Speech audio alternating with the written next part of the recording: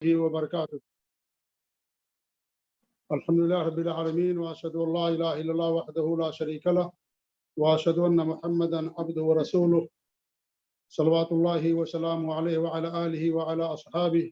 ومن اهتدى بهدیہ واستنى بسنتہ الی یوم الدین وبعد۔ معزز ناظرین و مشاہدین و سامعین و سامعات، اللہ کے فضل و کرم سے جو سلسلہ آن لائن دور علمیہ کا ہم لوگوں نے شروع کیا تھا وہ مسلسل کئی سالوں سے جاری ہے، اور ہر جمعہ کو الحمدللہ اس کا ایک درس ہوتا ہے۔ آج سے ایک نئے دورہ کی ہم نے شروعات کی ہے جو صرف اور صرف ایک مہینے تک جاری رہے گا، یعنی 4 جمعہ تک، اور اس دورے کا نام ہے دروس المہمہ لعامۃ الامہ۔ یہ دراصل یہ کتابچہ ہے اس دور کے عظیم عالم امام مفتی اعظم شیخ ابن باز رحمۃ اللہ علیہ کا، جس میں انہوں نے عام امت کے لیے تقریباً 18 درس بیان کیے ہیں۔ میں نے مناسب سمجھا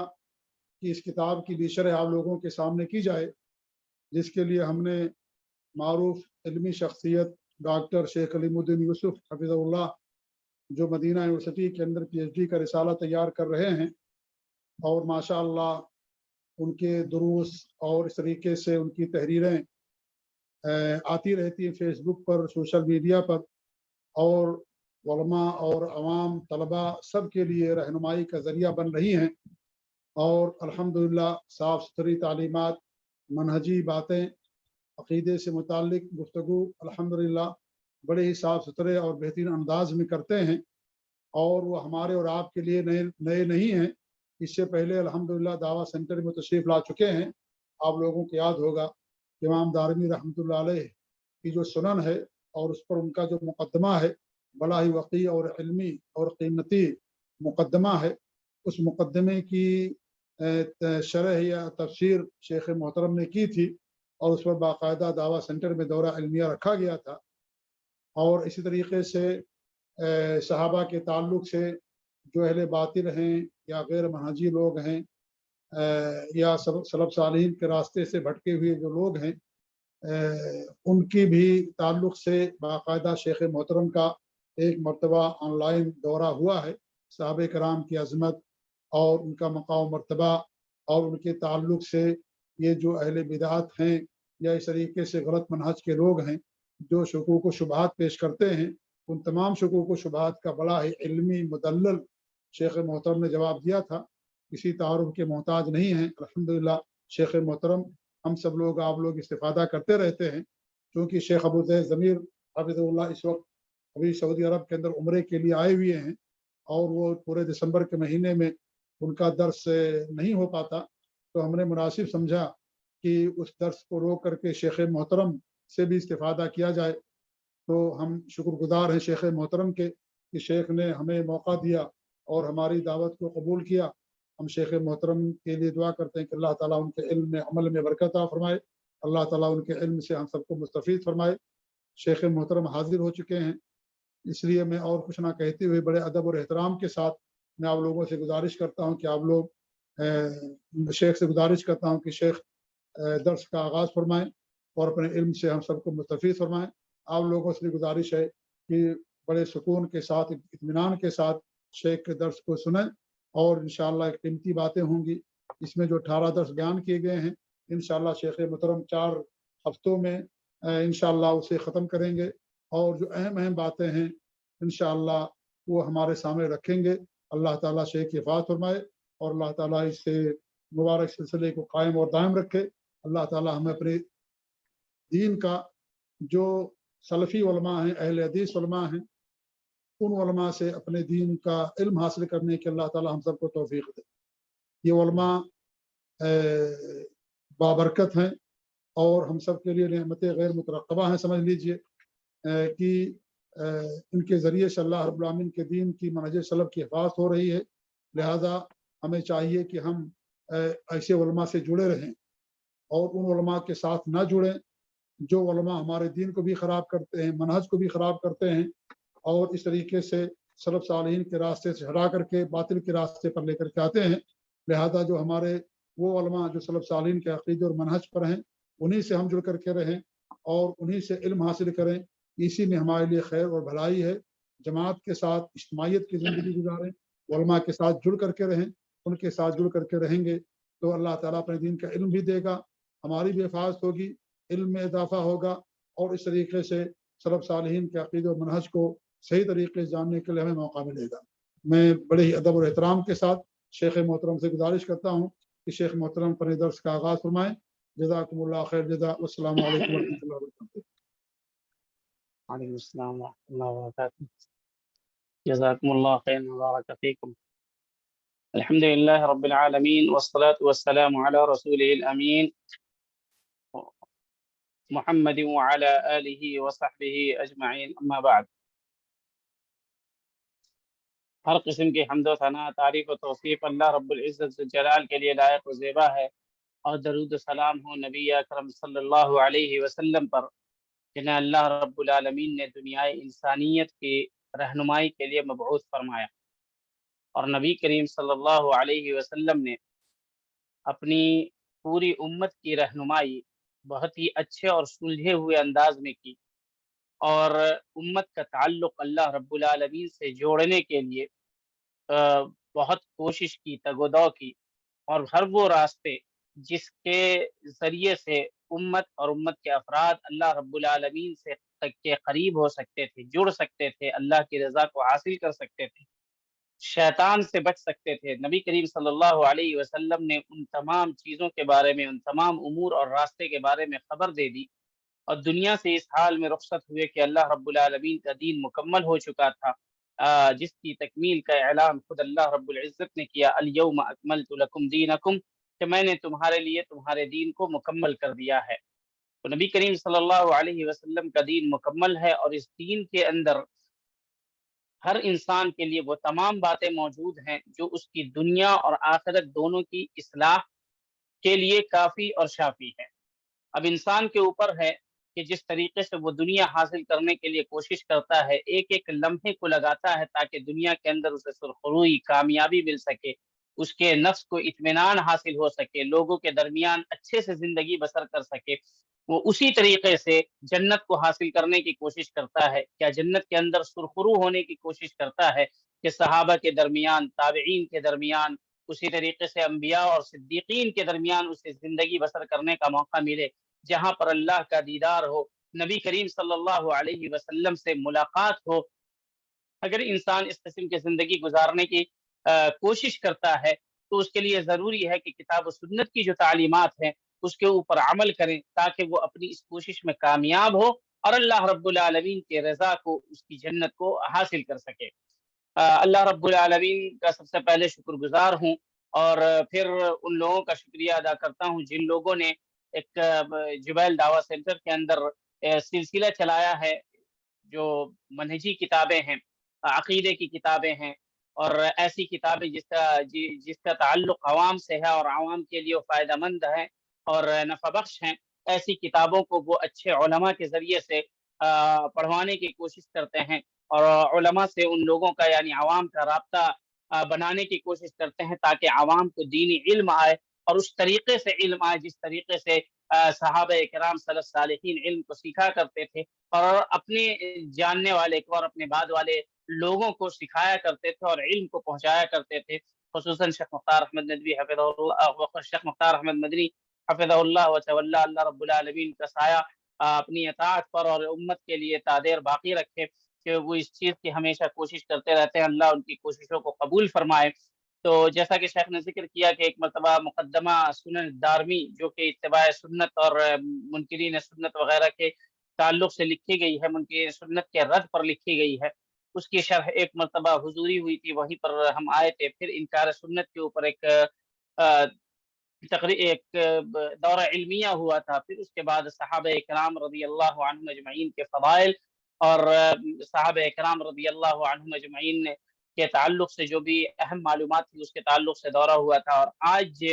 ایک کتاب انشاءاللہ پڑھنے کی ہم شروعات کریں گے, جو شیخ ابن باز رحمہ اللہ کی کتاب ہے, اور یہ کتاب بہت ہی اہم کتاب ہے. اور شیخ عبد الرزاق البدر حفظہ اللہ کہتے ہیں کہ یہ کتاب ایک بہت ہی اہم اور بنیادی منہج ہے عوام کے لیے، عوام علم سیکھنے کے لیے، بالخصوص عوام علم کس طریقے سے حاصل کرے اور کون سا علم ضروری ہے عوام کے لیے، اس کو سیکھنے کے لیے یہ کتاب بہت ہی اہم ہے اور ایک منہج کی حیثیت رکھتی ہے، ایک طریقہ کار کی حیثیت رکھتی ہے، تاکہ لوگ اس کتاب کے ذریعے سے دین کو حاصل کر سکیں اور جو ضروری امور ہیں دین کو حاصل کرنے، دین کے اندر سیکھنے کے، اس کو حاصل کر سکیں۔ تو اس کتاب کی کئی شروحات ہیں، جن میں سے ایک شرح شیخ عبد الرزاق البدر حفظہ اللہ کی بھی ہے، اور بھی کئی لوگوں نے اس کی شرح کی ہے، اور بہت ساری شرح صوتی ہے، یعنی آڈیو میں ہے، بہت ساری ویڈیو میں ہے، عربی شروحات ہیں۔ تو یہاں پر بھی یہ ضرورت سمجھی گئی کہ جو باتیں شیخ ابن باز رحمہ اللہ نے عوام کے لیے الدروس المہمہ لعامۃ الامہ کے نام سے جو لکھی ہے، اس کا مطلب یہ ہوتا ہے کہ اہم دروس عوام کے لیے، اہم دروس عام لوگوں کے لیے، یعنی جن چیزوں کا جاننا ایک عام انسان کے لیے ضروری ہے، ان چیزوں کو شیخ ابن باز رحمہ اللہ نے اس کتاب کے اندر ذکر کیا ہے۔ اور شیخ ابن باز رحمہ اللہ کے تعلق سے بہت معروف ہے کہ ان کا علم، ان کا تقوی، ان کا زہد، ان کا خشوع، ان کی خشیت، یہ تمام چیزیں معروف ہیں، اور اخلاص للہیت کی اس وجہ سے اللہ رب العالمین نے ان کے علم میں کافی برکت دی، اور منہج سلف کے ایک علم بردار کے طور پر اس وقت جانے جاتے تھے۔ اللہ رب العالمین ان کی مغفرت فرمائے، ان کے درجات کو بلند کرے، اور ان کے علم کو ان کے لیے نفع بخش بنائے، جیسے کہ ابھی ہم لوگ انشاءاللہ پڑھیں گے اس کتاب کو۔ تو یہ کتاب جو ہے علم نافع کے طور پر وہ چھوڑ کر کے گئے ہیں، اور اس کتاب سے جو ہم لوگ سیکھیں گے اور ہم اپنی اولاد کو اور اپنے جاننے والوں کو سکھائیں گے، تو یہ علم بھی ہمارے لیے اسی طرح نفع بخش ہوگا۔ شیخ ابن باز رحمہ اللہ نے اس کتاب کی شروعات کی ہے، کیونکہ ہمارے پاس 4 ہفتے ہیں اور کتاب بہت لمبی نہیں تو بہت مختصر بھی نہیں ہے، اور 4 ہفتوں میں بہت اختصار کے ساتھ نہیں تو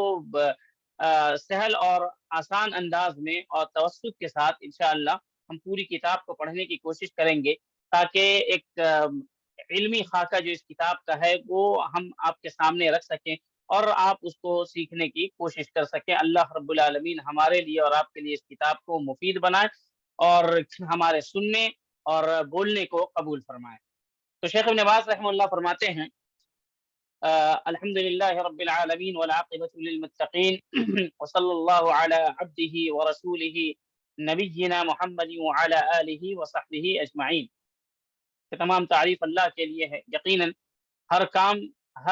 کام کی شروعات اللہ رب العالمین کی تعریف سے ہونی چاہیے، اسی پر سلف صالحین کا عمل رہا ہے، اور اسی کے اوپر مسلمان علماء کرام اور عوام بھی چلتی رہی ہے کہ ہر کام کی شروعات سے قبل وہ بسم اللہ اور اللہ کی تعریف کر کے شروع کرتے ہیں۔ تو شیخ ابن باز رحمہ اللہ نے بسم اللہ پہلے کہا، بسم اللہ الرحمن الرحیم۔ اس سلسلے میں بہت ساری احادیث وارد ہوئی ہیں کہ ہر وہ کام جو بسم اللہ سے شروع نہ کیا جائے وہ دم بریدہ ہے، یعنی یہ کہ اس کے اندر برکت نہیں ہوتی ہے۔ لیکن اس سلسلے میں جتنی بھی احادیث وارد ہوئی ہیں کوئی بھی صحیح نہیں ہے۔ البتہ سلف صالحین کا سب کا تعامل یہ رہا ہے کہ وہ بسم اللہ سے اپنی مجلس کو، اپنے کام کو شروع کرتے تھے، اور کتاب وغیرہ میں بھی آپ دیکھیں گے تو علماء بسم اللہ لکھتے تھے اور اس کے بعد اللہ رب العالمین کی تعریف کرتے تھے۔ تو بسم اللہ کا مطلب یہ ہوتا ہے کہ میں اللہ رب العالمین کے نام سے کسی چیز کی شروعات کر رہا ہوں، اور ظاہر سی بات ہے جب اللہ کے نام سے کسی چیز کی شروعات ہوتی ہے تو وہ بابرکت ہی ہوتی ہے، بالخصوص جب اللہ رب العالمین کے نازل کردہ شریعت کی شرح و شروحات ہو تو اس کے اندر تو بالخصوص کہنا چاہیے۔ تو بسم اللہ الرحمن الرحیم، اور اس کے بعد کہا الحمدللہ رب العالمین۔ ہر قسم کی تعریف، جو بھی تعریف ہے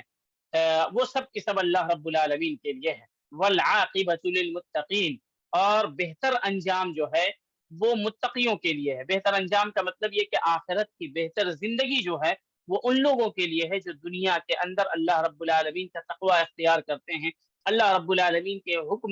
حکموں کو بجا لاتے ہیں، نبی کریم صلی اللہ علیہ وسلم کے حکموں کو بجا لاتے ہیں، اللہ اور اس کے رسول کی منع کردہ چیزوں سے رکتے ہیں، انہیں متقی کہتے ہیں۔ تو کہا کہ آخرت کا جو بہترین انجام ہوگا یعنی جنت ہوگا، آخرت کے اندر جو حساب کے دن آسانی ہوگی، یہ تمام کی تمام چیزیں ان لوگوں کے لیے ہے جو اس دنیا کے اندر تقوی اختیار کرتے ہیں۔ اس کے بعد نبی کریم صلی اللہ علیہ وسلم پر درود بھیجا، وصلی اللہ وسلم علی عبدہ ورسولہ نبینا محمد، کہ اللہ رب العالمین نبی اکرم صلی اللہ علیہ وسلم پر صلاۃ بھیجے اور سلام بھیجے۔ اللہ رب العالمین نبی پر جب صلاۃ بھیجتا ہے تو اس کا یہ مطلب ہے یعنی جب ہم کہتے ہیں کہ اے اللہ تو نبی پر سلام بھیج، جب ہم کہتے ہیں کہ اللہم صلی علی محمد یعنی درود پڑھتے ہیں، تو ہم اللہ سے یہ گزارش اور دعا کر رہے ہوتے ہیں کہ اے میرے رب میری اس دعا کو سن لے اور تو فرشتوں کے درمیان ہمارے نبی کی تعریف بیان کر۔ یہ مطلب ہوتا ہے جیسا کہ ابو العالیہ الریاحی رحمہ اللہ نے بیان کیا ہے، صلاۃ اللہ علی النبی کا مطلب یہی بیان کیا ہے۔ تو جب ہم درود پڑھتے ہیں گویا کہ ہم اللہ سے کہہ رہے ہوتے ہیں کہ اللہ میرے نبی پر آخری نبی پر خاتم النبیین اور سید المرسلین پر تو فرشتوں کے درمیان تعریف کر۔ کتنی بہترین بات ہے کہ ہم اپنے رب سے اپنے نبی پر تعریف کرنے کی دعا کر رہے ہوتے ہیں۔ یقیناً جو جس قدر کثرت سے درود پڑھے گا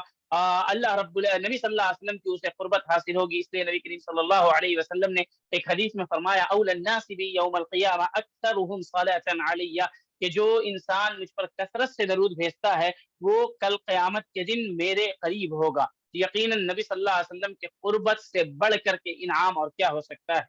تو یہ علماء کرام کا شروع سے طریقہ رہا ہے کہ وہ بسم اللہ سے شروع کرتے ہیں، پھر اللہ کی تعریف کرتے ہیں، پھر نبی کریم صلی اللہ علیہ وسلم پر صلاۃ و سلام بھیجتے ہیں، درود بھیجتے ہیں، کیونکہ یہ باعث برکت و اجر ہے۔ تو اس کے بعد چاہو صلی اللہ وسلم علی نبینا محمد کہ اللہ رب العالمین ہمارے نبی پر محمد صلی اللہ علیہ وسلم پر صلاۃ و سلام بھیجے، یعنی ان کی تعریف کرے، وعلی آلہ واصحابہ اجمعین، اور اللہ رب العالمین نبی کریم صلی اللہ علیہ وسلم کے تمام اصحاب پر، ان کے آل و اولاد پر جو ان کے نقش و قدم پر تھی، ان کے اوپر بھی اللہ رب العالمین رحم و کرم نازل کرے۔ اس کے بعد شیخ ابن باز رحمہ اللہ کہتے ہیں اما بعد ایک جملہ ہوتا ہے کہ جب ایک مقدمہ باندھتے ہیں تو اس کے بعد کہتے ہیں کہ اب اس کے بعد جو شروعات ہو رہی ہے اس کو اس کے لیے لایا جاتا ہے، فصل کے لیے لایا جاتا ہے کہ حمد و سلام کے بعد اما بعد فهذه كلمات موجزة في بعض ما يجب ان يعرفه العامة۔ تو اس میں واضح کیا ہے کہ یہ مختصر باتیں ہیں، مختصر کلمات ہیں جو میں نے لکھا ہے۔ یہ شیخ ابن باز رحمہ اللہ کہتے ہیں کہ ایسی باتیں ہیں جن کا عوام کے اوپر جاننا نہایت ضروری ہے۔ ما یجب ان یعرفہ العامہ عن دین الاسلام، دین اسلام کے تعلق سے وہ ضروری باتیں جن کا عوام الناس کے اوپر جاننا ضروری ہے، وہ میں نے اس کتاب کے اندر جمع کیا ہے، لکھا ہے، اور اس کتاب کا نام میں نے رکھا ہے الدروس المہمہ لعامۃ الامہ، کہ اہم دروس عوام الناس کے لیے۔ واسأل اللہ ان ينفع بها المسلمین وان يتقبلها منی انہ جواد کریم، کہ میں اللہ سے دعا کرتا ہوں کہ اللہ رب العالمین اس سے مختصر سے رسالے کے ذریعے سے امت مسلمہ کو فائدہ پہنچائے اور اسے میری جانب سے قبول فرمائے، کیونکہ اللہ رب العالمین کا نام جواد ہے، سخی ہے، کریم ہے، اللہ رب العالمین کرم کرنے والا ہے۔ تو یہ ایک مقدمہ کے طور پر شیخ ابن باز رحمہ اللہ نے اپنی کتاب میں لکھا، اور یہ مقدمہ اکثر علماء لکھنے ہیں تاکہ اللہ رب العالمین کی تعریف ہو جائے، اور اس کے بعد جو نبی پر صلاۃ و سلام ہو جائے اور رسالے کا مقصد ہو جائے اور کس کے لیے لکھا ہے وہ تمام چیزیں بیان کر دی ہیں شیخ ابن باز رحمہ اللہ نے۔ اس کے بعد شیخ نے رسالے کی جو شروعات کی ہے جو اہم، اس میں سب سے درس کا نام دیا ہے الدرس الاول، یعنی پہلا سبق۔ اس کے اندر ذکر کیا ہے عنوان میں سورۃ الفاتحہ و قصار السور۔ تو سورہ فاتحہ قصار السور عمومی طور پر فقہا نے تقسیم کی ہے صورتوں کی، اس میں طوال مفصل آتا ہے، ایک اوساط مفصل آتا ہے، ایک قصار مفصل آتا ہے۔ تو یا تو طوال سور کہہ لیں، اوساط سور، قصار سور، جیسا کہ شیخ نے ذکر کیا ہے۔ تو قصار سور کا تعلق یعنی چھوٹی چھوٹی جو صورتیں ہیں، قصار مطلب چھوٹی چھوٹی، اور سور سورت کی جمع ہے، سورہ کی سین سے، جس کا مطلب ہوتا ہے صورتیں۔ تو اس کا تعلق یعنی اذا زلزلت الارض زلزالها، یہ جو سورہ ہے وہاں سے لے کر کے سورۃ الناس تک ہوتا ہے، یعنی اذا زلزلت الارض زلزالها، سورۃ العادیات، سورۃ القارعہ، سورۃ التکاثر، سورۃ العصر، اس کے بعد ہمزہ، پھر الم تر کیف، پھر لإلاف قریش، اور جتنی صورتیں ہیں یہ تمام کے تمام قصار السور میں آتی ہیں۔ اور شیخ ابن باز رحمہ اللہ کے مطابق وہ کہتے ہیں کہ اس کا جاننا، اس کو سمجھنا، اس کو پڑھنا ایک مسلمان کے لیے نہایت ضروری ہے۔ اس کے معانی کو سمجھنا، اس کے اندر غور و فکر کرنا ایک مسلمان کے لیے ضروری ہے۔ چنانچہ شیخ کہتے ہیں رحمه الله وغفر له. سورة الفاتحة وما أمكن من قصار السور من سورة الزلزلة إلى سورة الناس تلقينا وتسبيحا للقراءة وتحفيظا وشرحا لما يجب فهمه کہ سورہ فاتحہ کو اور قصار السور میں سے جو ممکن ہو سکے زلزلہ یعنی سورۃ الزلزال اذا زلزلت الارض زلزالها سے لے کر کے سورہ ناس تک لوگوں کو سیکھنا چاہیے. تلقین یعنی سکھانے والا ان کو سکھائے کہ الحمدللہ رب العالمین کیسے پڑھا جائے گا. اب لوگ پڑھتے ہیں الحمدللہ رب العالمین تو ہا نہیں نکلتی یا عین نہیں نکلتی یا را اس کو تفخیم کر کے موٹا کر کے نہیں پڑھا جاتا ہے. تو ہا اگر نہیں نکلتی ہے تو اس کا معنی اس کے معانی تبدیل ہو جاتے ہیں. ویسے عین اگر نہیں نکلتا ہے تو معانی تبدیل ہو جاتے ہیں. تو اس لیے کسی معلم سے کسی استاد سے بیٹھ کر کے اس کو سیکھنا ضروری ہے. وتصحیحا للقراءۃ اور جو لوگ سیکھ چکے ہیں ان کو مزید اپنے قرات کی تصحیح کرنی چاہیے. تجوید کے ساتھ قرآن مجید کو پڑھنا چاہیے. وتحفیظا قرآن مجید کو تصحیح یعنی صحیح طریقے سے پڑھنا سیکھنا پھر اس کو یاد کرنا اور ان صورتوں کو سمجھنے کے لیے جن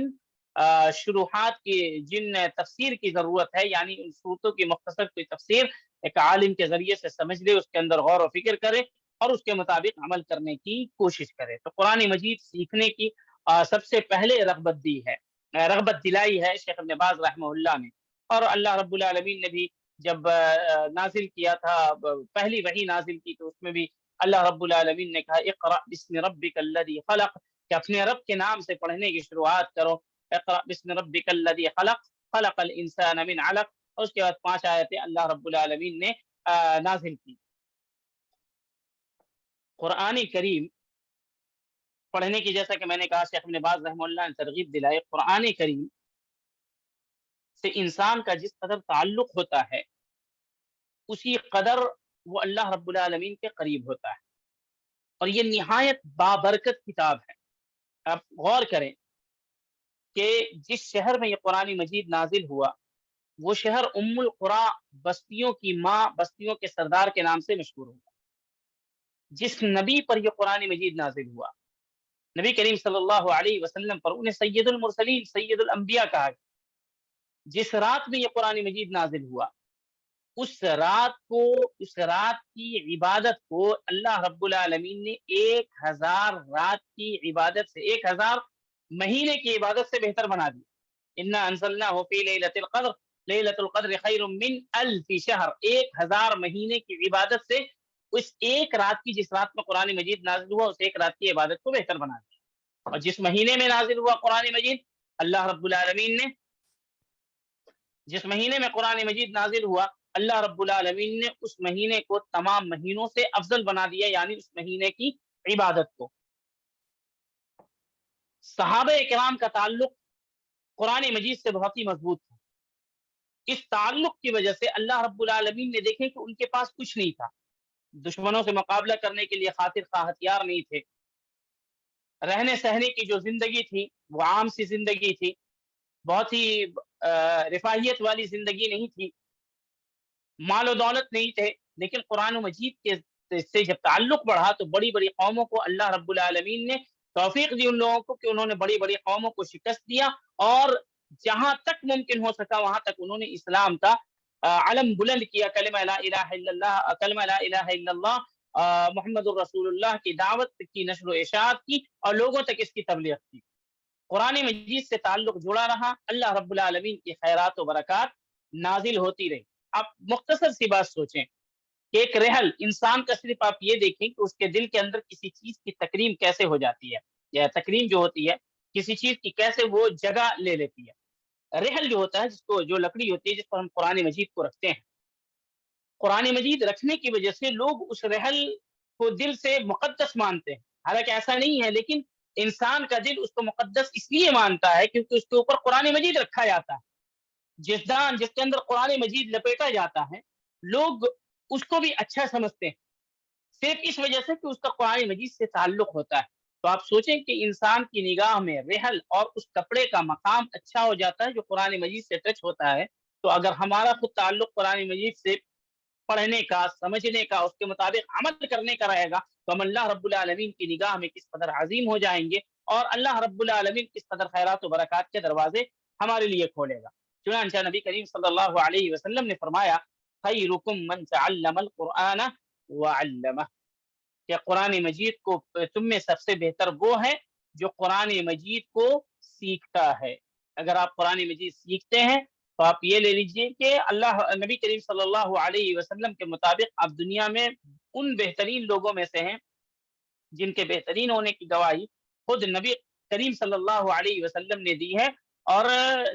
यकीनन इस खैर को पाने के लिए इखलास लिल्लाहियत का होना ज़रूरी है कि इंसान उसको सीखे और फिर उसके मुताबिक अमल भी करे। जैसा कि इमाम तिबी रहमहुल्लाह ने कहा है कि इस खैर को पाने के लिए ज़रूरी है कि इंसान तालीम और ताल्लुम जो करे वो इखलास लिल्लाहियत के साथ करे कि कुरान मजीद को पढ़ना है, अज्र व सवाब की नीयत से इसको समझना है ताकि इसके मुताबिक अमल किया जाए और अल्लाह रब्बुल आलमीन का तरीक़ा अल्लाह रब्बुल आलमीन के तक़र्रुब का ज़रिया बने। इमाम तिबी रहमहुल्लाह कहते हैं कि जो इसके अंदर इखलास बरतता है और कुरान मजीद के मुताबिक अमल करना शुरू करता है, वो नबी के ज़ुमरे में चला जाता है, सिद्दीक के ज़ुमरे में दाखिल हो जाता है। और जितने भी लोग कुरान मजीद को नहीं सीखने की कोशिश करते हैं, उन तमाम के ऊपर इस हदीस के मुताबिक उसे अल्लाह रब्बुल आलमीन फ़ौक़ियत देता है, तो उसे फ़ौक़ियत हासिल होती है। और इब्न बत्ताल रहमहुल्लाह कहते हैं कि उस्मान रज़ियल्लाहु अन्हु की जो हदीस है वो इस बात पर दलालत करती है कि जितनी भी नेकियां हैं उन तमाम नेकियों में सबसे बेहतर नेकी कुरान मजीद की क़िराअत, क्योंकि वो अल्लाह रब्बुल आलमीन का कलाम है, आपकी ज़बान से वो निकल रहा है और उसके ऊपर एक-एक हर्फ के ऊपर अज्र आपको मिलता चला जा रहा है। जो कुरान मजीद जिस कदर आप पढ़ेंगे, अल्लाह रब्बुल आलमीन के कलाम को जिस कदर आप पढ़ेंगे, अल्लाह रब्बुल आलमीन से आपका रिश्ता मजबूत होता चला जाएगा। इसलिए नबी करीम सल्लल्लाहु अलैहि वसल्लम ने फरमाया, वमा जलस कौमुन फी बैतिन मिन बुयूतिल्लाहि यतलून किताबल्लाहि व यतदारसूनहु बैनहुम इल्ला नज़लत अलैहिमुस सकीना व गशियतहुमुर रहमा व हफ़्फ़तहुमुल मलाइका व ज़करहुमुल्लाहु फी मन इंदह। ये कुरान सीखने वालों के लिए जाहिर सी बात है, मस्जिद में जो हलकात लगते हैं, कोई मौलाना या हाफिज या कारी बैठेंगे, आप उनके पास जाएंगे और कुरान मजीद को सीखेंगे, उसके मुताबिक अमल करेंगे। इस सिलसिले में आप देखें कितनी बेहतरीन हदीस है। नबी करीम सल्लल्लाहु अलैहि वसल्लम ने फरमाया कि जो लोग अल्लाह रब्बुल आलमीन के घर के अंदर यानी मस्जिद के अंदर कुरान मजीद को सीखने के लिए, पढ़ने के लिए, उसके मुदारसा के लिए, उसको समझने के लिए बैठते हैं, तो अल्लाह रब्बुल आलमीन ऐसे लोगों को या ऐसी मजलिस के ऊपर सुकून नाजिल करता है। इल्ला नज़लत अलैहिमुस सकीना, सुकून नाजिल होता है। वगशियतहुमुर रहमा, ऐसी मजलिस को, ऐसे हलके को अल्लाह की रहमत ढांप लेती है। वहफ़्फ़तहुमुल मलाइका, अल्लाह फरिश्तों को उतारता है, फरिश्ते अपने परों से ऐसी मजलिस को चारों तरफ से घेर लेते हैं। इतना ही नहीं, जो फरिश्ते अल्लाह के पास होते हैं, वज़करहुमुल्लाहु फी मन इंदह, उन लोगों का जिक्र जो नीचे कुरान सीख रहे होते हैं, समझ रहे होते हैं, पढ़ रहे होते हैं, अल्लाह रब्बुल आलमीन उन तमाम लोगों का जिक्र फरिश्तों के पास करता है। तो ये कुरान मजीद को सीखने की फजीलत है कि जहाँ पर फरिश्ते आपकी मजलिस में आते हैं, वहीं अल्लाह रब्बुल आलमीन तमाम फरिश्तों के दरमियान आपका जिक्र करता है। यही तो बेहतर है। और जब अल्लाह आपका जिक्र करे तो मतलब ये कि अल्लाह रब्बुल आलमीन पहचानता है। दुनिया के अंदर अगर आप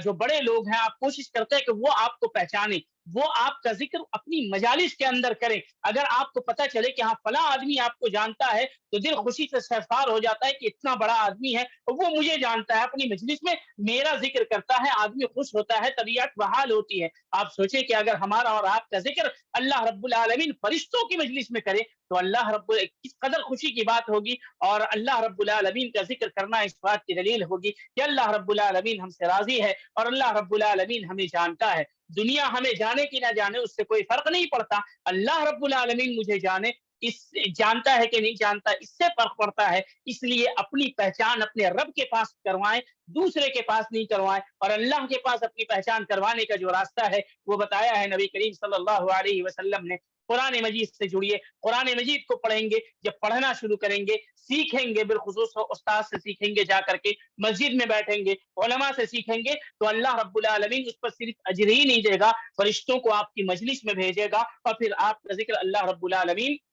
फरिश्तों के दरमियान भी करेगा। تو اس پر کہتے ہیں ابن بطال رحمہ اللہ هذا يدل على استحباب الجلوس في المساجد لتلاوة القرآن ومدارسته. مستحب یہ ہے انسان کے لیے کہ مسجد کے اندر بیٹھے، قرآن مجید کو وہاں پر سیکھے اور سکھائے اور اس کو سمجھے اور سمجھانے کی کوشش کرے۔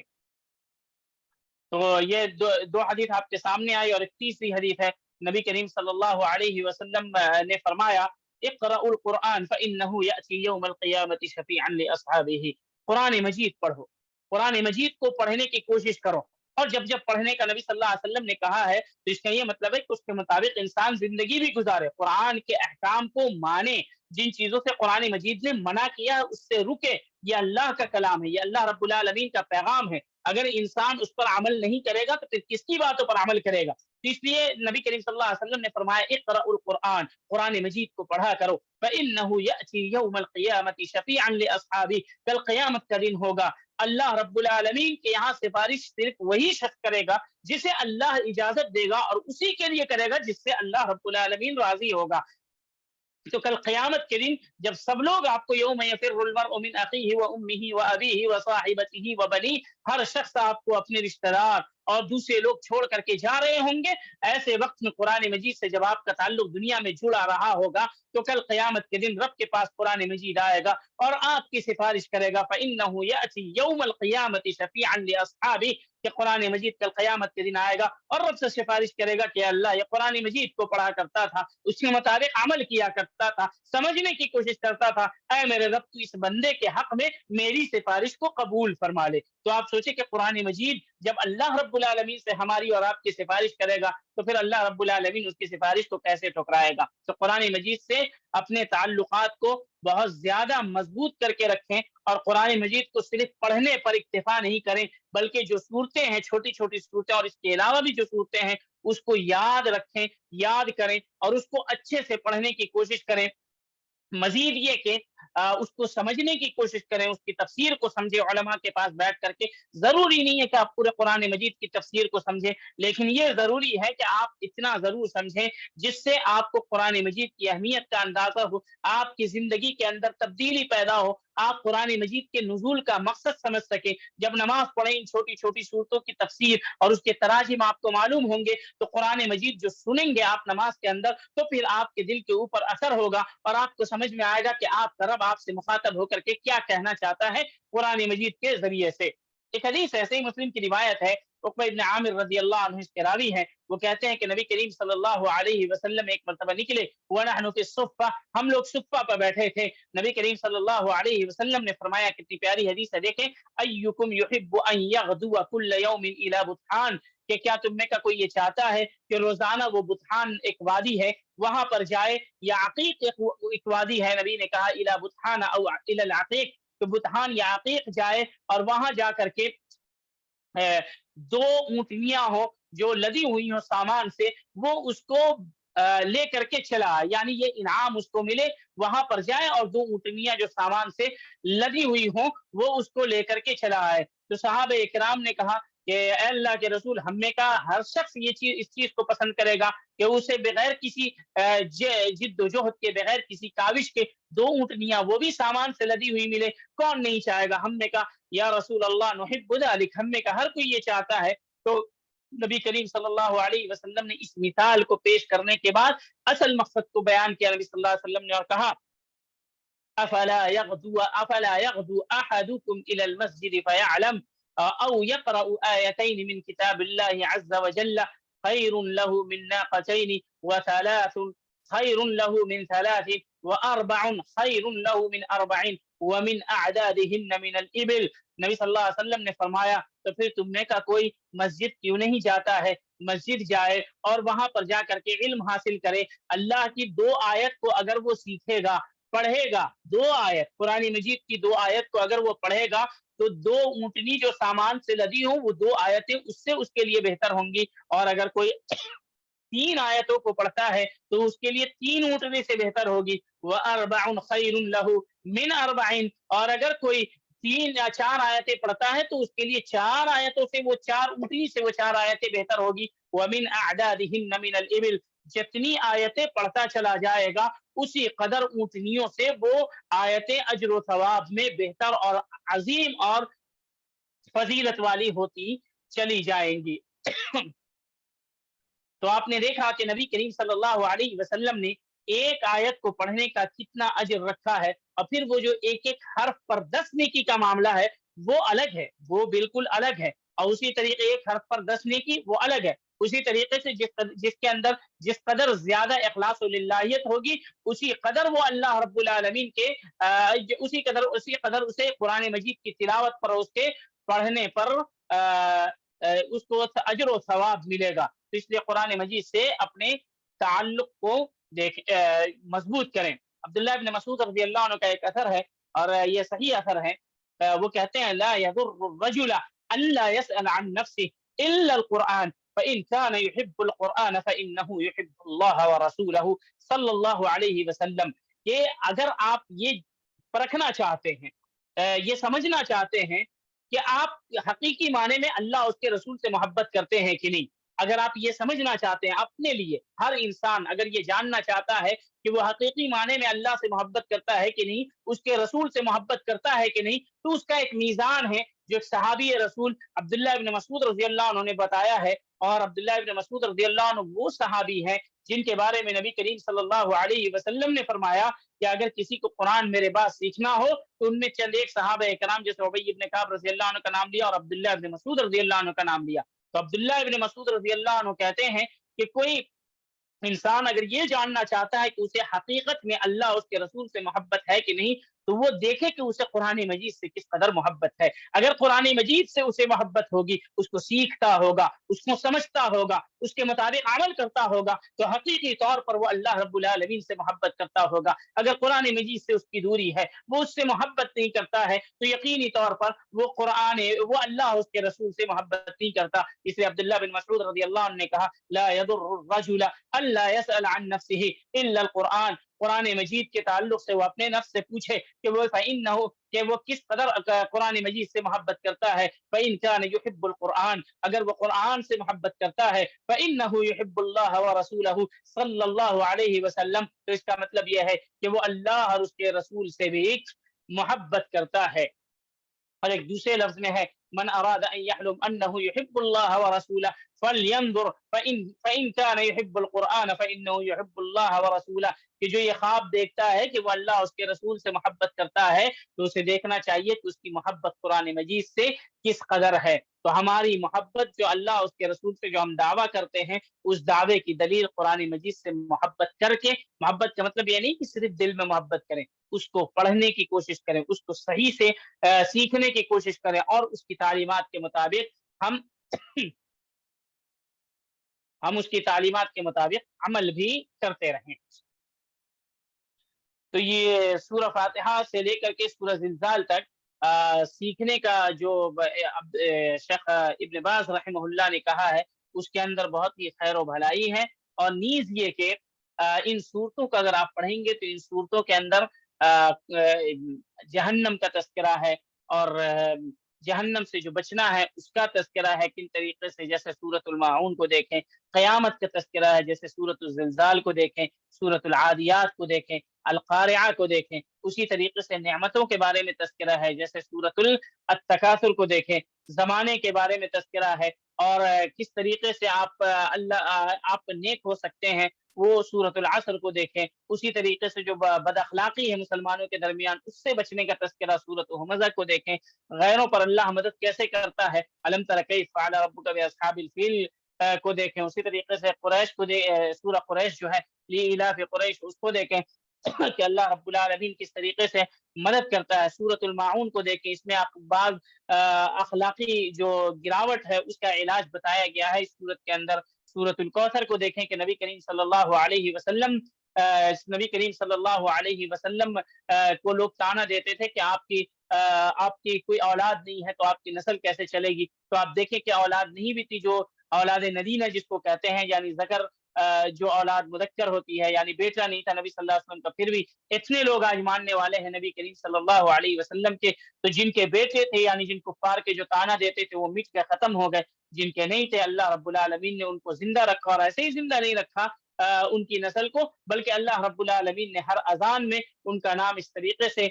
ذکر کر دیا کہ پوری دنیا کے اندر صرف انہیں یاد ہی نہیں کیا جائے گا، بلکہ ہر دن دن اور رات ملا کر کے 5 مرتبہ سنا بھی جائے گا۔ یہ قرآن مجید کی فضیلت میں چند ایک آیتیں تھی، جس کے چند ایک احادیث تھی اور کچھ آثار تھے جس کا میں نے ذکر کیا۔ اور بعض لوگ یہ کہتے ہیں کہ بعض سلف صالحین سے یہ ثابت ہے کہ قرآن مجید کے اندر جو ہے اس کو پڑھنے سے تدبر کرنا زیادہ اہم ہے۔ یعنی آپ 5 دن کے اندر دیکھ کر کے پڑھ رہے ہیں اور ختم کر دیا، جیسے رمضان میں اکثر لوگ کرتے ہیں 4 ختم، 5 ختم، 6 ختم، تو اس سے بہتر یہ ہے کہ انسان سمجھ کر کے پڑھے، روزانہ 1 سپارہ ہی پڑھے، 5 سپارہ 10 سپارہ پڑھنے کے بجائے۔ تو اس لیے عبداللہ بن عباس رضی اللہ عنہ کے جیسے ایک ابو حمزہ نام کے راوی ہیں، انہوں نے عبداللہ بن عباس رضی اللہ عنہ سے کہا انی سریع القراءۃ وانی اقرأ القرآن فی 3، میں قرآن کو بہت تیز پڑھتا ہوں اور 3 دن میں ختم کر لیتا ہوں۔ تو عبداللہ بن عباس رضی اللہ عنہ نے کہا لأن اقرأ البقرة، یعنی لأن اقرأ سورة البقرة في ليلة فأدبرها وأرتلها احب إلي من ان اقرأ كما تقول، کہ میں سورۃ البقرہ کو پڑھوں اور پھر اس کے اندر غور و فکر کروں، تدبر کروں، اس کو سمجھوں اور اس کے معانی کے اندر غور و فکر کروں، یہ میرے نزدیک تیز قرآن پڑھنے سے زیادہ بہتر ہے، جیسا کہ تم کہہ رہے ہو۔ اور ایک لفظ میں یہ ہے احب الی من اقرأ القرآن اجمع حدغمۃ، کہ تیز قرآن پڑھنے سے میرے نزدیک بہتر ہے۔ تو اس لیے قرآن مجید کے اندر غور و فکر کرنے کی کوشش کرنی چاہیے، اور خاص کر کے جو عوام ہے تو جن صورتوں کا ذکر میں نے کیا ہے شیخ ابن باز رحمہ اللہ کے حوالے سے، ان صورتوں کے اندر غور و فکر کرنے کی کوشش انسان کو کرتے رہنا چاہیے، تاکہ جب آپ اللہ کا کلام سمجھیں گے تو دل کے اوپر اثر ہوگا۔ قرآن مجید جو سمجھتے ہیں ان کے دل کے اوپر اثر ہوتا ہے، اور دنیا سے بے رغبتی ہوتی ہے، اور آخرت کی طرف رغبت ہوتی ہے۔ اللہ رب العالمین نے جو نیکی کا حکم دیا ہے اس کی طرف انسان کی رغبت زیادہ ہوتی ہے۔ تو قرآن ہماری زندگی پر اثر انداز اسی وقت ہوگا جب ہم اس کو سمجھ کر کے پڑھنے کی کوشش کریں گے۔ اور ایک اثر میں عبداللہ بن عباس رضی اللہ عنہ کہتے ہیں کہ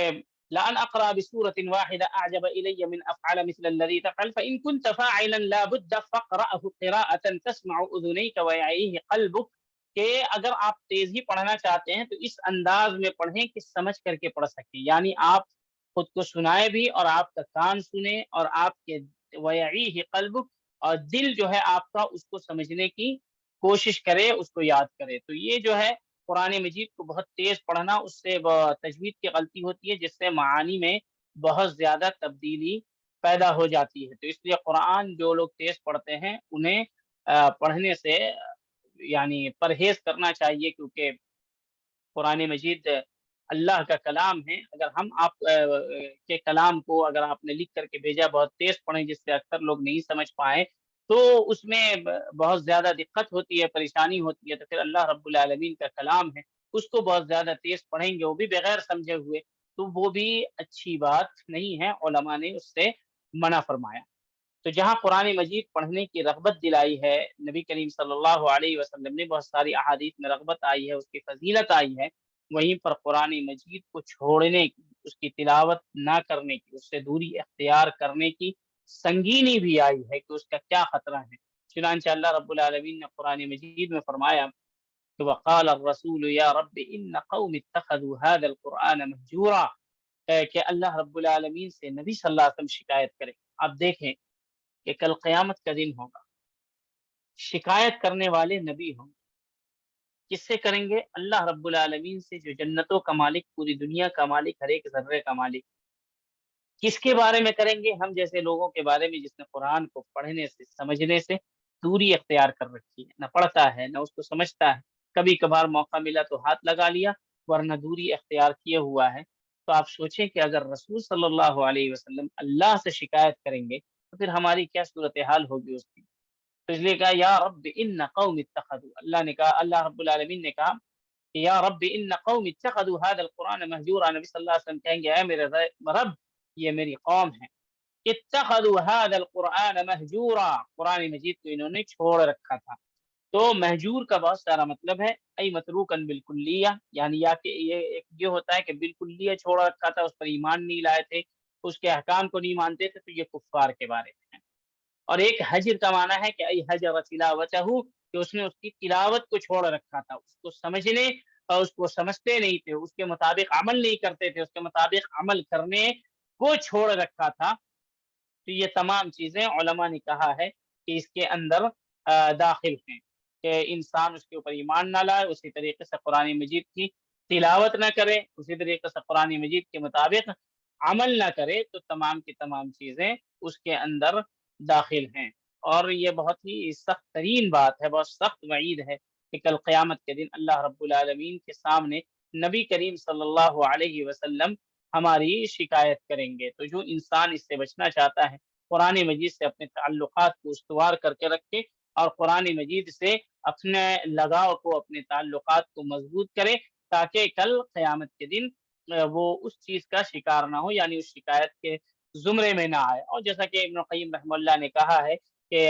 قرآن مجید کے چھوڑنے کے جو حجر کے ہیں بہت سارے انواع ہیں، ان میں سے ایک یہ ہے کہ حجر سماعہ والایمان بہ والاصغاء الیہ، کہ سننے اور سمجھنے، اس پر ایمان لانے سے دوری اختیار کرنا بھی اس کو چھوڑنا ہوتا ہے، اور حجر العمل بہ والوقوف عند حلالہ وحرامہ، کہ اس پر عمل کرنے کو بھی چھوڑنا کہتے ہیں، اور اس کے اندر جو احکام ہے اس کو نہ ماننے کو بھی چھوڑنا کہتے ہیں۔ تو جیسا کہ میں نے ذکر کیا یہ تمام باتیں، اس لیے انسان قرآن مجید سے اپنے تعلق کو جوڑ کر کے رکھنے کی کوشش کرے۔ اب اس کے بعد شیخ ابن باز رحمہ اللہ نے جو ذکر کیا ہے وہ تمام صورتیں، سورۃ الزلزال وغیرہ، سب سے پہلے سورۃ الفاتحہ ذکر کیا، اور سورۃ الفاتحہ جو ہے یہ سورت ہے قرآن مجید کی بہت ہی عظیم سورت، بلکہ یہ کہیے کہ پورے قرآن مجید کا خلاصہ سورہ فاتحہ کے اندر، جیسا کہ شیخ الاسلام ابن تیمیہ رحمہ اللہ ذکر کرتے ہیں، پورے قرآن مجید کا جو خلاصہ ہے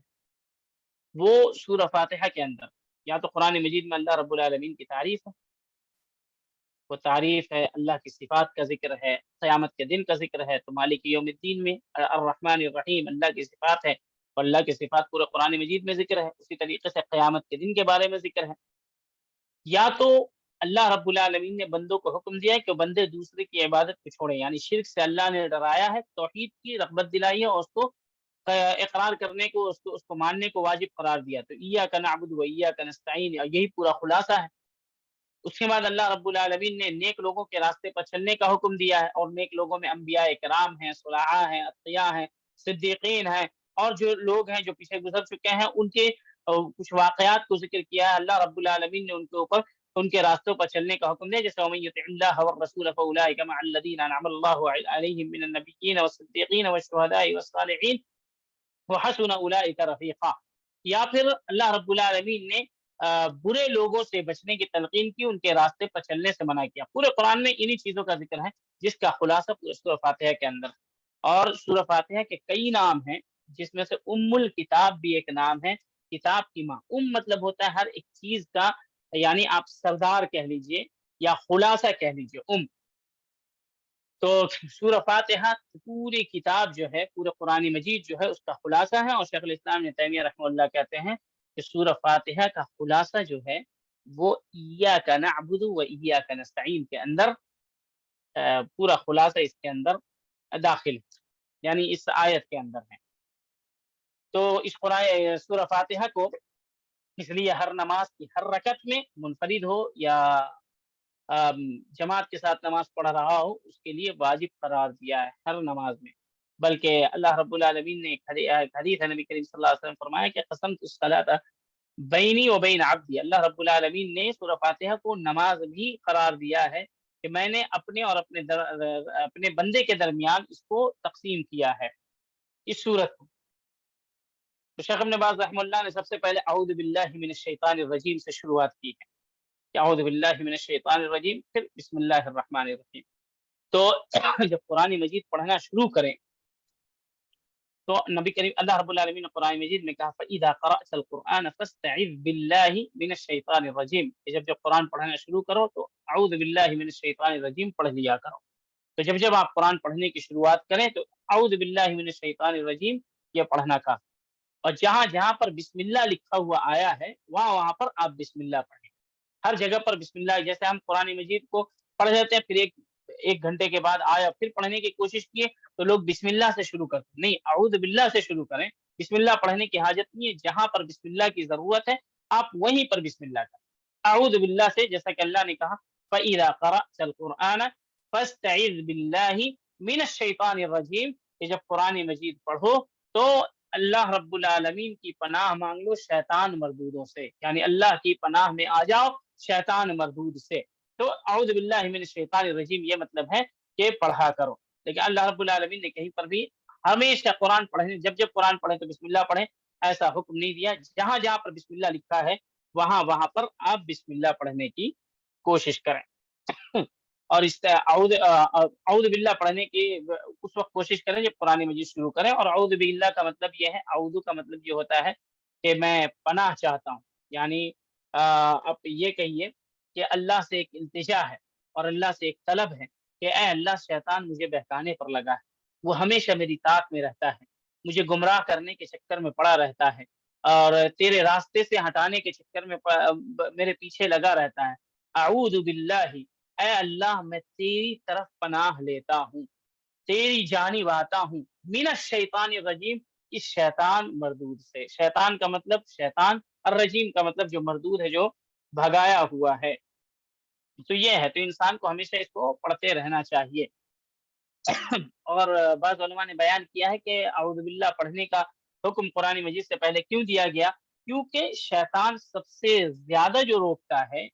اس کی کوشش ہوتی ہے انسان کو قرآن مجید سے، کیونکہ جو قرآن مجید پڑھے گا اس کو سمجھنے کی کوشش کرے گا اسے ہدایت ملے گی، وہ اللہ کے قریب ہوگا، اور شیطان یہی چیز نہیں چاہتا ہے.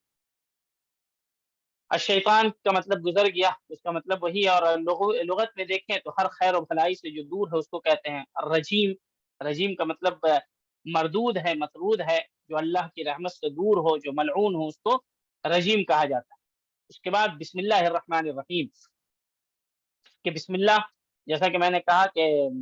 بسم اللہ قرآن مجید کی ہر صورت کے پہلے ذکر ہے سوائے سورہ التوبہ کے، کہ اس سے پہلے بسم اللہ نہیں آیا ہے. اور ایک سورۃ النمل ہے اس کے بیچ میں بسم اللہ آیا ہے. بسم اللہ آیا ہے انہ من سلیمان وانہ بسم اللہ الرحمن الرحیم. تو بسم اللہ جو ہے اللہ کی آیتوں میں سے ایک آیت ہے، قرآن مجید کی آیتوں میں سے ایک آیت ہے، جیسا کہ سورۃ النمل کے اندر ہے. اور سورت کے درمیان اس آیت کو، اس بسم اللہ الرحمن الرحیم کو فاصلے کے لیے لایا جاتا ہے، اور اس سے اللہ رب العالمین کی مدد طلب کی جاتی ہے قرآن مجید کو شروع کرنے سے پہلے. اب اس کے بعد ہے الحمدللہ رب العالمین. تمام یہ پوری کی پوری سورت، جیسا کہ میں نے کہا سورۃ الفاتحہ ام الکتاب ہے، ویسے اس کا نام الصلاۃ، الدعاء یعنی دعا بھی ہے اس سورت کا نام. آپ اللہ سورت دعا مانگنے کا کیا طریقہ؟ پہلے آپ اللہ کی تعریف کرتے ہیں، پھر اپنی ضرورت و حاجت کو رکھتے ہیں، جو چیزیں آپ کو پسند نہیں ہو اس سے آپ پناہ چاہتے ہیں، ان تمام چیزوں کا ذکر اللہ رب العالمین نے کیا ہے. تو سورہ فاتحہ کے بغیر نماز نہیں ہوتی ہے، اور سورہ فاتحہ کے اندر پورا قرآن مجید کا خلاصہ ہے. تو اس کو سمجھنے کی، اس کی تفسیر کو جاننے کی کوشش کریں. بعض علماء نے باضابطہ اس کے اوپر اسی ایک سورت کی تفسیر بھی لکھی ہے، ایک موٹی جلد کے اندر. اس کے اندر الرحمن ہے، الرحیم ہے. اللہ کی رحمتوں کے ذریعے سے جب سوال کیا جاتا ہے تو اللہ رب العالمین خوب عطا کرتا ہے. اور رحمان کیسا ہے، اگر رحمان کے اوپر آپ غور کریں، رحیم کے اوپر غور کریں، تو اللہ رب العالمین کے پاس رحمت کے 100 حصے ہیں. ایک حصہ اللہ نے اس دنیا میں اتارا ہے، ایک حصہ اس رحمت کا. اسی ایک حصے میں آپ دیکھتے ہیں کہ ماں کو اپنے بچے سے کتنا پیار ہوتا ہے. اسی ایک حصہ، اللہ کے پاس 99 رحمت کے حصے تھے، اللہ نے ایک حصہ اس زمین کو اتارا، لوگوں کے درمیان تقسیم کر دیا. اسی ایک رحمت کے حصے میں آپ دیکھیں کہ ماں کو اپنے بچے سے کتنا پیار ہوتا ہے. ایک شیر درندہ ہونے کے باوجود اپنے بچے سے کتنی محبت کرتا ہے. پھر سوچیں کہ اللہ رب العالمین جس کے پاس رحمت کا 99 حصہ ہے، وہ اپنے بندوں سے کتنی محبت کرتا ہوگا. تو جب ہم میں سے کسی سے غلطی ہو جائے، گناہ ہو جائے، اور تو وہ اللہ رب العالمین کی جانب پلٹے. یہ نہ دیکھے کہ اس کا گناہ کتنا ہے، یہ دیکھے کہ اللہ رب العالمین کی مغفرت کتنی عظیم ہے. اس لیے نبی کریم صلی اللہ علیہ وسلم نے فرمایا، حدیث قدسی ہے کہ اللہ رب العالمین فرماتا ہے، یبن آدم لو بلغت ذنوبک عنان السماء فاستغفرتنی لغفرت لک ولا ابالی، کہ اے ابن آدم، اگر تم سے اتنا گناہ ہو جائے کہ صرف تمہارے ایک شخص کے گناہ سے پوری دنیا بھر جائے اور پھر بھی گناہ کرتے جاؤ، آسمان تک تمہارے گناہوں کی تعداد چلی جائے، اس کے باوجود بھی اگر تم مجھ سے مغفرت طلب کرو گے تو ایک سچی توبہ میں تمہارے گناہوں کو معاف فرما دوں. تو آپ سوچیں کہ اللہ رب العالمین کس قدر رحیم ہے، کریم ہے، کہ ہم میں سے اگر کوئی انسان ایک دوسرے کے ساتھ اگر بدتمیزی کرتا ہے، توہین کرتا ہے، 2-4 مرتبہ کرے گا تو آپ اس سے بات کرنا ہمیشہ کے لیے بند کر دیں گے، اس کا چہرہ دیکھنا آپ گوارا نہیں کریں گے. لیکن ہم اللہ رب العالمین کی بات کو کتنا، ہم اللہ رب العالمین کی بات کو نہیں مانتے ہیں، اللہ رب العالمین کی بات سے دوری اختیار کرتے ہیں. روزانہ اذان کی آواز دی جاتی ہے، اس کے باوجود اللہ رب العالمین اس پکار پر، اذان کی پکار پر مسجد دی جاتی ہے. قرآن سے دوری ہے، زندگی کے اندر اسلام کا نفاذ نہیں ہے، گھر کے اندر اسلام کا نفاذ نہیں ہے، اسلامی تعلیم و تربیت کا فقدان ہے. اس کے باوجود اللہ رب العالمین سب کو مخاطب کر کے کہتا ہے کہ ان تمام گناہوں کو چھوڑ کر کے جب تک تمہارے جسم کے اندر سانسیں باقی ہیں، اگر تم میری طرف پلٹنا چاہو، اپنے میری رضا یعنی رب کی رضا حاصل کرنا چاہو، تو تمہارے ایک سچی توبہ میں تمہارے تمام گناہوں کو معاف فرما دوں گا. یہ اللہ رب العالمین کی رحمت ہے. یہی رحمان اور رحیم کے ہونے کا مطلب ہے. جب اس معانی کو آپ سمجھیں گے تو آپ کے دل کے اندر شوق پیدا ہوگا. اگر گنہگار ہوں گے تو رب کی طرف پلٹیں گے، رب سے دعا کریں گے کہ اے اللہ تو نے فلاں فلاں گنہگار کو معاف کیا، 99 قتل کرنے والوں کو معاف کیا ہے، اے اللہ تو نے اس کو بھی معاف کیا ہے جس نے اپنے آپ کو جلا دیا تھا اور آدھی رات کو سمندر میں بہانے کا کہا تھا اور آدھی رات کو خشکی میں بہانے کا کہا تھا. اے میرے رب، میں تو تیرا بندہ ہوں، تیرے اوپر ایمان رکھتا ہوں، تیرے نبی سے محبت کرتا ہوں، تیری کتاب سے محبت کرتا ہوں، مجھے ایمان ہے کہ آخرت بھی قائم ہوگی، جس دن تو فیصلہ کرے گا، جنت و جہنم پر بھی ایمان ہے. اے میرے رب تو میرے گناہوں کو بخش دے، تو یقیناً اللہ رب العالمین گناہوں کو بخشے گا. تو اس لیے جب آپ قرآن مجید کی تفسیر کو سمجھیں گے، علماء کے پاس بیٹھیں گے، ان سے قرآن مجید کی ان چھوٹی چھوٹی صورتوں کی تفسیر کو سمجھیں گے، تو آپ کو پتہ چلے گا کہ اللہ رب العالمین کتنی رحمت والا ہے، کیسے کیسے گناہوں کو معاف کرنے والا ہے. جب آپ نہیں پڑھیں گے اور نہیں سمجھیں گے تو اللہ رب العالمین کی رحمتوں کا، اس کی مغفرتوں کا اور اللہ رب العالمین کے کرم کا اور محبتوں کا اندازہ آپ کو نہیں ہوگا. اس لیے قرآن مجید کو پڑھیں، پڑھنے کے ساتھ ساتھ اس کو سمجھنے کی کوشش کریں. پھر اس کے بعد جب سمجھنے کی کوشش کریں گے تو عمل کا جذبہ خود بخود دل کے اندر امنڈ کر کے آئے گا اور آپ عمل کرنے پر لگ جائیں گے. تو اس لیے قرآن مجید کو جب پڑھیں گے تو آپ کو بات سمجھ میں آئے گی، اللہ رب العالمین کی معرفت ہوگی اور اللہ رب العالمین کی رحمتوں کے بارے میں پتہ چلے گا. اس کے بعد ہے مالک یوم الدین، کہ قیامت کے دن کا اللہ مالک ہے تو اسی کو سجدہ کرنا ہے. اس لیے اللہ نے کہا ایاک نعبد و ایاک نستعین، کہ اللہ ہم تیری ہی عبادت کرتے ہیں اور تجھ سے ہی مدد مانگتے ہیں. یعنی اللہ کے علاوہ ایاک نعبد حصر ہے، یعنی اس کے علاوہ کسی قسم کی کوئی عبادت نہیں ہوگی، چاہے وہ کیسی بھی عبادت ہو، صرف اللہ رب العالمین کے لیے ہوگی. چاہے وہ سجدہ ہو، چاہے وہ منتیں ہوں، چاہے وہ ذبح ہو یا اللہ یا نظر ہو، جو بھی عبادتیں ہوں سب کے سب اللہ کے لیے خاص کی جائیں گی. وَإِيَّاكَ نَسْتَعِينُ، اور اللہ ہی سے مدد مانگی جائے گی، چھوٹے کام میں ہو یا بڑے کام میں. اے اللہ تو میری مدد کر دے. اور نبی کریم صلی اللہ علیہ وسلم نے فرمایا اِذَا اسْتَعَنْتَ فَاسْتَعِنْ بِاللَّهِ، کہ جب تم مدد طلب کرو تو اللہ رب العالمین سے مدد طلب کرو. تو انسان جب قرآن مجید کو سمجھتا ہے تو بات سمجھ میں آتی ہے کہ ہمیں مدد کس سے مانگنا چاہیے، کس کی رحمتوں سے امید رکھنا چاہیے، کون قیامت کا دن کا مالک ہے، کون ہمیں عطا کر سکتا ہے، کون ہمیں محروم کر سکتا ہے، کون سا راستہ گنہگاروں کا ہے اور گمراہوں کا ہے، کون سا راستہ انعام والوں کا ہے. جب سورہ فاتحہ پڑھیں گے تو ان چیزوں کا آپ کو اندازہ ہوگا. اسی طریقے سے جب آپ سورۃ الزلزال میں جائیں گے تو اس سورت کی بھی شروعات بسم اللہ الرحمن الرحیم سے ہوئی ہے، کیونکہ بسم اللہ جیسا میں نے کہا کہ ہر سورت 2 صورتوں کے درمیان لایا جاتا ہے فصل کے لیے، تاکہ پتہ چلے کہ پچھلی صورت سے یہ صورت بالکل الگ ہے. تو اس سلسلے میں آپ دیکھیں اذا زلزلت الارض زلزالها، جب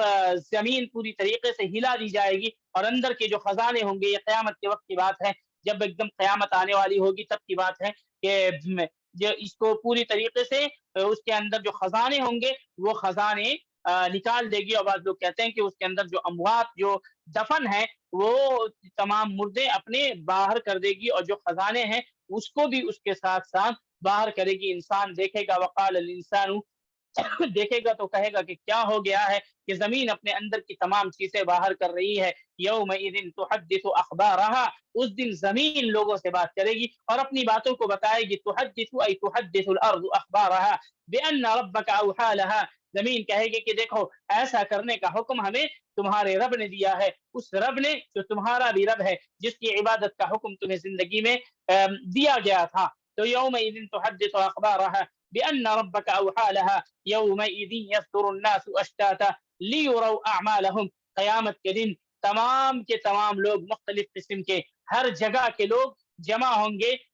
اپنے اپنے عمل کے ساتھ، یا تو کسی کا خیر کا عمل ہوگا، کسی کا شر کا عمل ہوگا۔ لیروا اعمالهم، قیامت کے دن جمع ہوں گے تاکہ لوگ اپنے اپنے عمل کو دیکھ سکیں کہ ہم نے کیا کچھ کیا تھا۔ قیامت کے دن فیصلے کا دن ہوگا، جس کا جو عمل ہوگا اس کے اوپر نیک عمل ہوگا، اس کے اوپر ظلم نہیں کیا جائے گا، اور جس کا بد عمل ہوگا اللہ رب العالمین اس کو اسی کے حساب سے فیصلہ دے گا۔ فمن یعمل مثقال، بہت ہی یہ آیت انسان کے دلوں کے اندر خوف پیدا کر دیتی ہے۔ فمن یعمل مثقال ذرۃ خیرا یرہ، کہ جو ذرہ برابر بھی خیر کرے گا قیامت کے دن اس کو دیکھ لے گا، ذرہ برابر بھی برائی کرے گا ومن یعمل مثقال ذرۃ شرا یرہ، کہ ذرہ برابر بھی برائی کرے گا تو وہ قیامت کے دن اس کو دیکھ لے گا۔ جب اس سورت کا معنی، اس کا ترجمہ آپ کو یاد ہوگا، جب نماز میں کھڑے ہوں گے اور آپ کو اللہ توفیق دے گا سوچنے کی، غور و فکر کرنے کی، تو سوچے کہ نماز کے اندر کس قدر آپ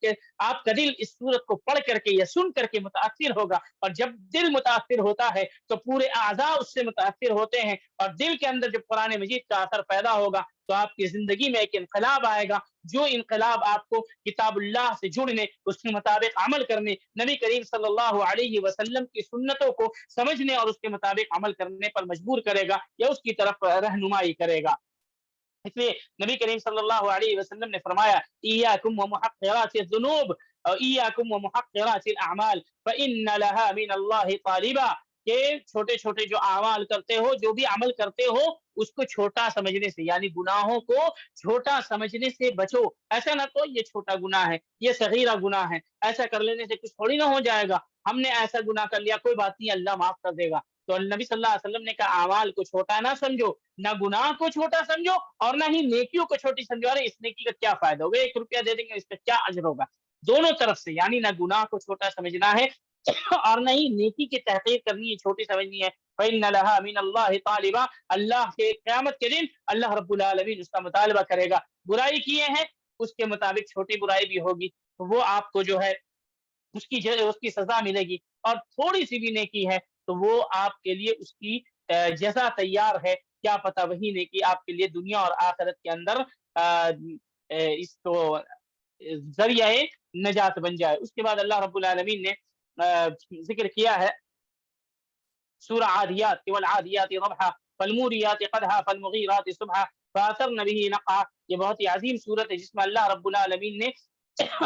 چند مخلوقات کی قسم کھائی ہے، اور اللہ رب العالمین جو قسم کھاتا، اللہ رب العالمین کی جتنی مخلوقات ہے اللہ چاہے سب کی قسم کھا سکتا ہے، لیکن ہم صرف اور صرف اللہ کی قسم کھا سکتے ہیں۔ اس لیے نبی کریم صلی اللہ علیہ وسلم نے فرمایا من کان حالفا فلیحلف باللہ او لیصمت، کہ جو قسم کھانا چاہتا ہے یا تو رب کی قسم کھائے یا پھر خاموشی اختیار کر لے، دوسرے کی قسم وہ نہیں کھا سکتا ہے۔ اللہ رب العالمین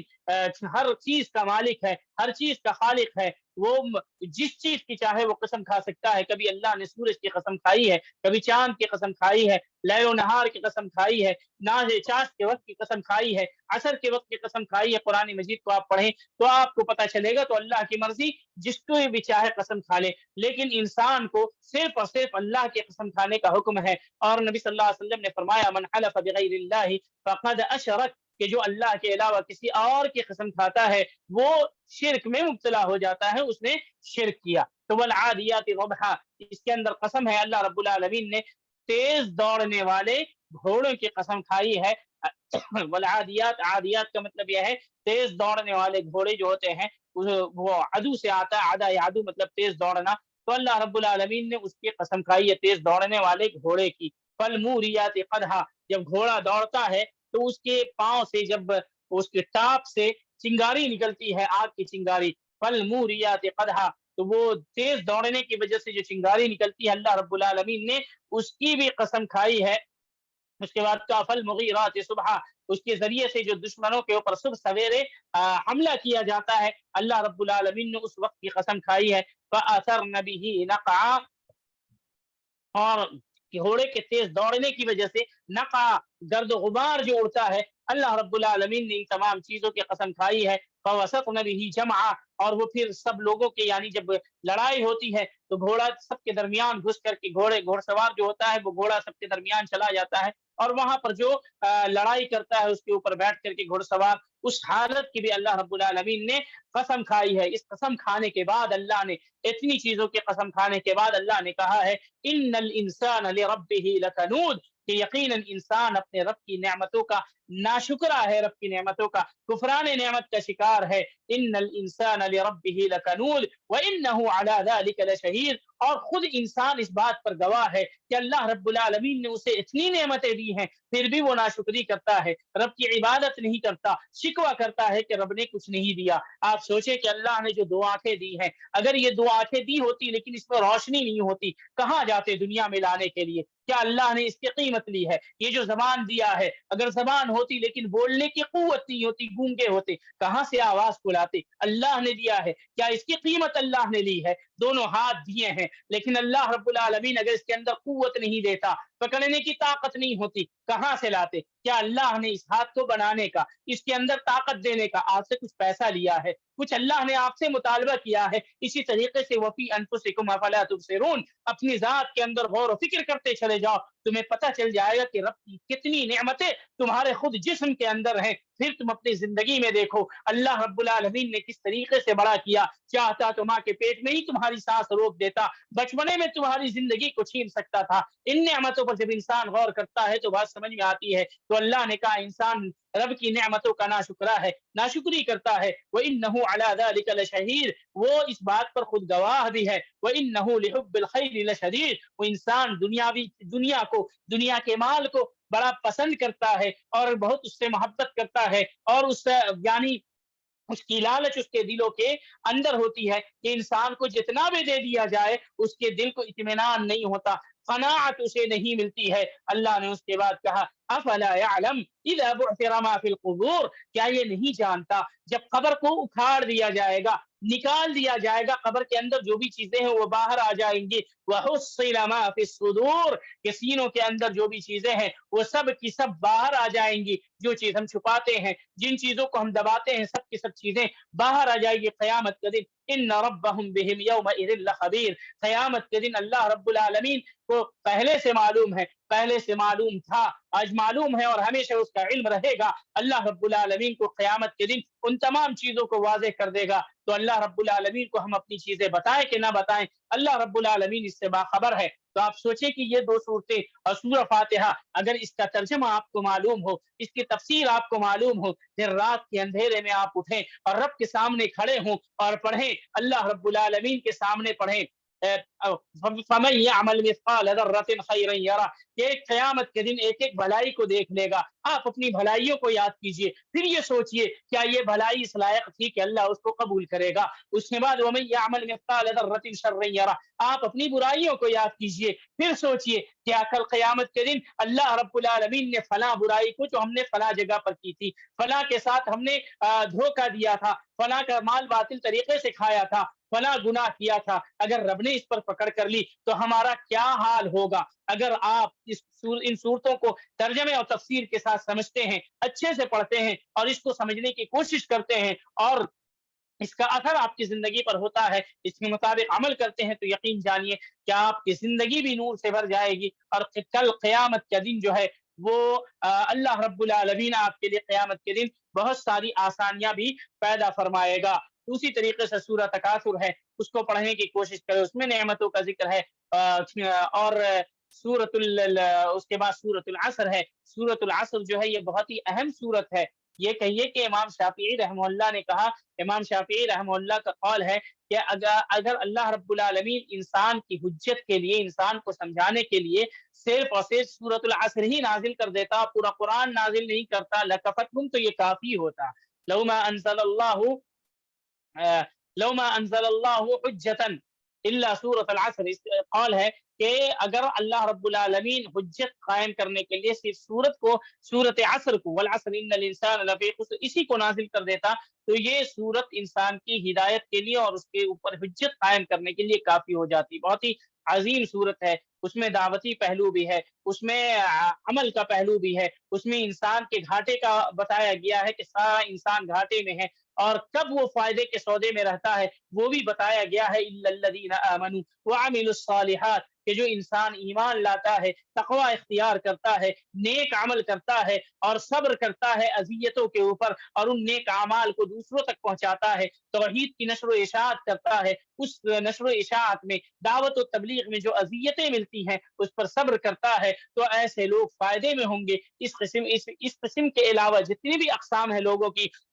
سب کے سب گھاٹے کے اندر ہوں گے۔ اسی طریقے سے آپ سورۃ الہمزہ کو پڑھیں، سورۃ الہمزہ کے اندر جو غیبت ہے، حمز و لمز ہے اور جو مال سے محبت ہے، اس سے اللہ رب العالمین نے تحذیر کیا ہے۔ اسی طریقے سے علم تر کیف کو پڑھیں، پھر آپ جائیں سورۃ الکافرون کو پڑھیں کہ کس طریقے سے نبی کریم صلی اللہ علیہ وسلم نے جرأت و بہادری سے جواب دیا تھا، اور کفار جب آپ کو پیشکش کفار نے کی تھی، اللہ کے نبی صلی اللہ علیہ وسلم نے اس پیشکش کو ٹھکرایا تھا۔ تو آج بھی آپ کے سامنے کفار نہیں ہے، لیکن دنیا کی چیزیں آپ کے سامنے پیش کی جاتی ہیں، اللہ کے دین کی حفاظت کے لیے ان تمام چیزوں کو ٹھکرائیں اور صرف اللہ رب العالمین کے دین پر ثبات قدمی اختیار کریں۔ اگر آپ پڑھیں گے، اس کے اندر غور و فکر کریں گے، تدبر کریں گے، تو آپ کو سمجھ میں آئے گا کہ قرآن مجید آپ کے اندر کس طریقے سے انقلاب پیدا کرتا ہے۔ پھر اس کے بعد سورۃ النصر کو پڑھیں،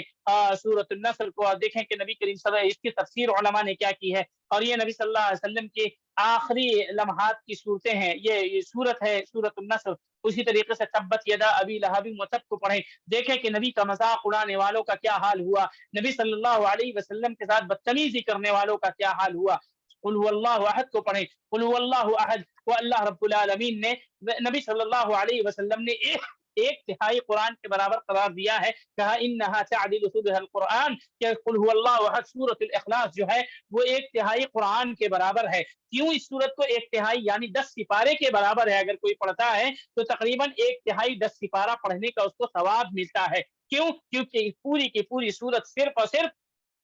توحید پر مشتمل ہے، تو اللہ کی توحید سب سے زیادہ اہم ہے۔ توحید کے بغیر انسان ویسے ہی ہے، توحید کے بغیر انسان کے اعمال اور اس کی نیکیاں ویسے ہی ہے جیسے انسان کا جسم بغیر روح کے ہے۔ اگر تو عقیدہ توحید نہیں ہے تو سمجھ جائیے کہ آپ کا ایمان، آپ کا عمل اور جتنی بھی چیزیں ہیں نیکیاں، سب کے سب مردہ ہیں، جیسے انسان بغیر روح کے مردہ ہے، اس کے جسم کوئی کام کا نہیں ہے۔ پھر سورۃ الفلق اور سورۃ الناس کو دیکھیے، اس کے اندر اللہ رب العالمین نے شیطان سے، شیطانی عمل کرنے والوں سے پناہ مانگنے کی کیسے تلقین کی ہے۔ اور جب نبی صلی اللہ علیہ وسلم پر جادو کیا گیا تھا تو نبی کریم صلی اللہ علیہ وسلم انہی صورتوں کو پڑھتے دم کرتے اور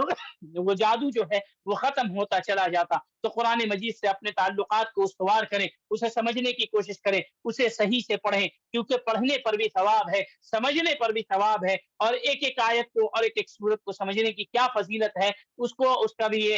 گزرا۔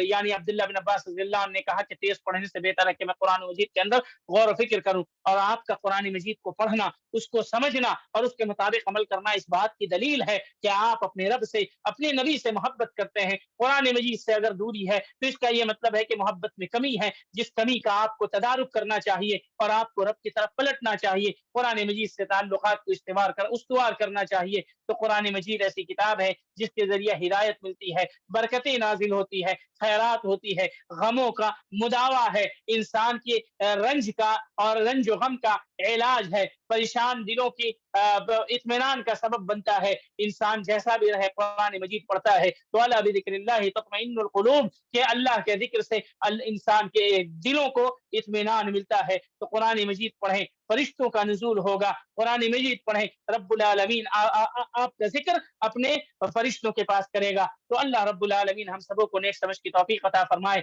قرآن مجید کو پڑھنے کی، اس کو سمجھنے کی، اس کے مطابق عمل کرنے کی، اور قرآن مجید کی تعلیمات کو نبی صلی اللہ علیہ وسلم کی سنت کی روشنی میں دوسروں تک پہنچانے کی ہمیں توفیق عطا فرمائے۔ تو آج کا یہ پہلا سلسلہ تھا، انشاءاللہ بقیہ 3 سلسلوں میں پوری کتاب پڑھی جائے گی، اور جو بھی تعلیمات ہیں کتاب کے اندر اس کی یہ مختصر شرح بھی کی جائے گی۔ اللہ رب العالمین اس کتاب کو ہمارے لیے اور آپ کے لیے فائدہ مند بنائے، اور یہ جو مجلس دورہ علمیہ منعقد کیا گیا ہے، اللہ رب العالمین منعقد کرنے والوں کی کوششوں کو قبول کرے اور ہمارے اس دورہ کو مبارک بنائے، اور جو کچھ کہا جا رہا ہے اور جو کچھ کہا جا رہا ہے، اللہ رب العالمین اس کے اوپر ہمیں اور آپ کو عمل کرنے کی توفیق عطا فرمائے۔ سبحانک اللہم و بحمدک، اشہد ان لا الہ الا انت، واستغفرک واتوب الیک، والسلام علیکم ورحمۃ اللہ وبرکاتہ۔ وعلیکم السلام ورحمۃ اللہ وبرکاتہ۔ اللہ تعالیٰ شیخ محترم کو جزائے خیر عطا فرمائے۔ قرآن کی تلاوت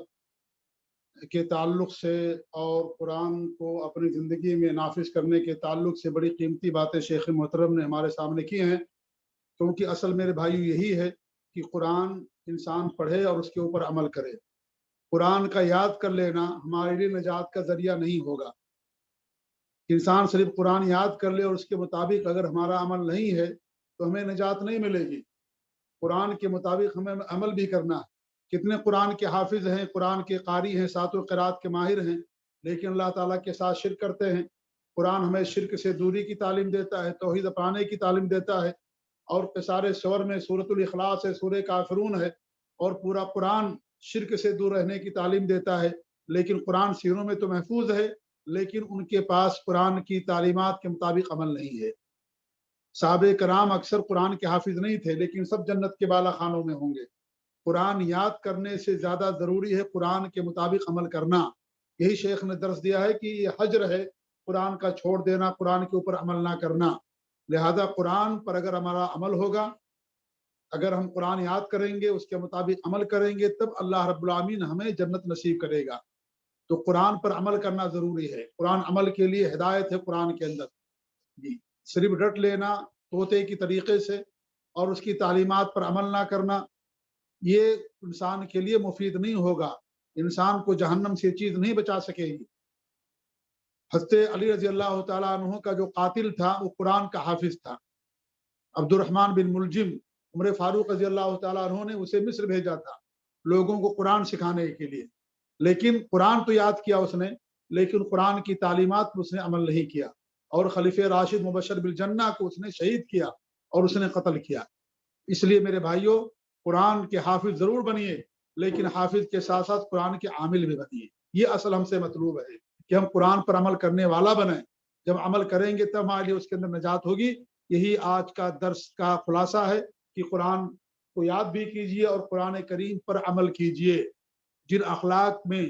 اخلاق کا ذکر ہے، اچھے اخلاق کا قرآن کریم، ان کو اپنائیے۔ جن برے اخلاق سے دور رہنے کا حکم دیا گیا ان سے دور رہیے۔ توحید پر قائم رہیے، استقامت کیجئے، شرک سے دوری اختیار کیجئے، نبی کی اطاعت کیجئے، نبی کی سنتوں پر چلیں، اور اس طریقے شرک، بدعات اور خرافات سے دوری اختیار کریں، تب جا کر کے قرآن کا حفظ ہمارے لیے مفید ہوگا۔